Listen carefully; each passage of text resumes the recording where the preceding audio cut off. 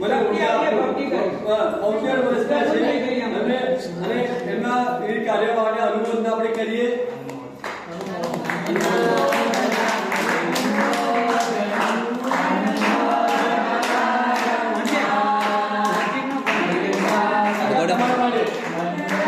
તમારા માટે છે. આ દાદા પાલિતાણાના દાદા એક જ જગ્યા પર એક જ કારીગરના હાથે નિર્માણ થયા. એ સમયમાં આપણા દાદાનો 17મો જીર્ણોદ્વાર થવાનો હતો.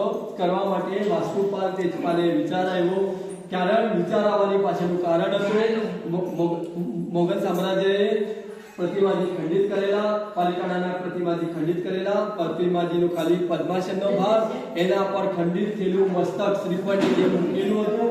અને એના દર્શન કરવા માટે 100 સોનામોર લેતા હતા. અકબર રાજાના નિમેલા સ્તુબાઓ 100 સોનામોર લેતા હતા. એટલે વાસ્તુપાલ તેજપાલે એકદમ શોર્ટમાં કહ્યું સાંભળી લો.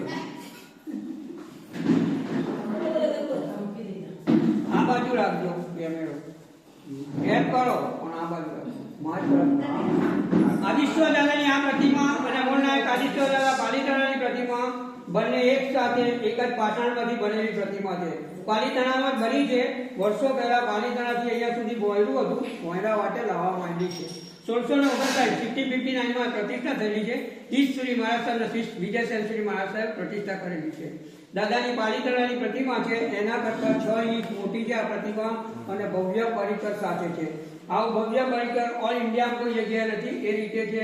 અને બંને અસલ પ્રતિમાની અંદર અખંડ અને અસલ પ્રતિમા દાદાની બિરાજમાન છે. દાદાની પાલિતાણાની પ્રતિમા વીજળી પડવાથી નાસિકા તૂટી ગઈ છે તો ઉપર ઉલ્લેખ કરેલો છે. જ્યારે પ્રતિમા ખંડિત થઈ ત્યારે આ દાદાને લઈ જવાના હતા. આ પ્રતિમા અહીંથી ના ઉઠી, તેમાં ત્યાંથી ના ઉઠી. ત્યાર પછી ત્યાં નવા આદિશ્વર ભરાયા. એ રીતે આ પ્રતિમા છે. આ પ્રતિમાએ પણ પ્રતિષ્ઠા વખતે શ્વાસોશ્વાસ લીધેલો છે. નાસિકા ખુલ્લી છે. આ મોયરાનો એન્ટ્રન્સ છે. આમ કરો તમે બેઠા મુક્કોમાં મોગલ છે ને 400 વર્ષ પહેલા હતું. અત્યારે કોઈ અસ્તિત્વ ના હોય. 400 વર્ષ પહેલા મોગલ સામ્રાજ્ય ચાલતું હતું. મોગલ રાજા મૂર્તિ ખંડન કરતા હતા એટલે ભૂગર્ભ વાટે લાવવા માંડી છે. પણ 400 વર્ષ પહેલા યંત્ર હતું તો ઉચકી ના લવાય. દેવી શક્તિથી આવેલા એ રીતે દાદા આવેલા છે. બોલા ઈશ્વર ભગવાન ઓકે. એ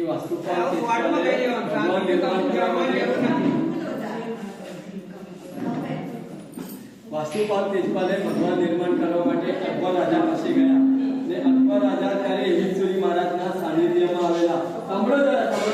સાંભળો પછી બધા આપસમાં વાત કરજો. તો હિંદુરી મહારાજના સાનિધ્યમાં આવીને એમણે માંસ મદિરાનો ત્યાગ કરેલો. પણ અકબર રાજાને અનુરોધ કર્યો કે અમને એક શિલા આપો. સત્યુંજય ગિરિરાજમાં એક શિલા હતી, અમને આપો, અમને ભગવાન નિર્માણ કરવા છે. પણ અકબર રાજાએ જવાબ આપ્યો નહીં. એ પાછા ખંભાત આવી ગયા, પોતાના વાહનવટી વ્યવહારમાં લાગી ગયા. ત્યારે ખંભાતમાં વાહનવટી વ્યવહાર હતો, બાર્ટર એક્સચેન્જ સિસ્ટમ હતી. માલની સામે માલ આપવામાં આવતું હતું અને સોનામાં લેવામાં આવતી હતી, રૂપિયા લેવામાં આવતા હતા. એવી રીતે 1948 સુધી અહીંયા જેટી હતી. જ્યારે એમના પછી એવો સમય થયો કે અકબર રાજાના જે માતૃશ્રી હતા અમીરજાન, એમને હજ યાત્રાનું નીકળ્યું. હજ યાત્રા માટે એ સમયમાં બે જગ્યાથી હજ યાત્રા થતી હતી. એક ખંભાતથી અને બીજું ભાવચા ધક્કા સિવડી, વડાલા સિવડી, આપણા મુંબઈનું વડાલા સિવડી, ત્યાંથી હજ યાત્રા માટે જતા હતા. તો વાસ્તુપાલ તેજપાલે અહીંયા એમના માતૃશ્રીને હજ યાત્રા કરાવી, પોતાના જહાજોમાં લઈ જઈને, વાહનમાં લઈ જઈને અને અકબર રાજાના દરબારમાં ત્યાં દિલ્હી દરબારમાં છોડવા ગયા. તો અકબર રાજાના પાસે એમના માતૃશ્રીએ એક શબ્દ કીધો કે તમે મારા જન્મથી પુત્ર છો, આ બહેનને મારા માનેલા પુત્ર છો, એમની પુત્ર છે, એમની ઈચ્છા પૂરી કરજો.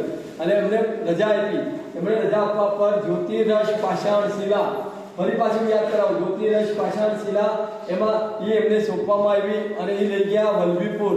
આપણા દાદાની 5 તળેટી છે. એમાં પહેલી છે વડનગર મોદી સાહેબના ગામમાં, બીજી છે વલ્લભીપુર, ત્રીજી છે પાનભાઈ ધર્મશાળામાં પાલિતાણામાં, ચોથી છે આપણી જય તળેટી અને પાંચમી છે ગેટીપાડી. વલ્લભીપુરમાં દાદા નિર્માણ થયા અને દાદા નિર્માણ કરીને ટનલ બનાવતા અને સુરંગ બનાવતા દાદાને મંત્રોચ્ચાર કરતા લઈ આવી રહ્યા હતા.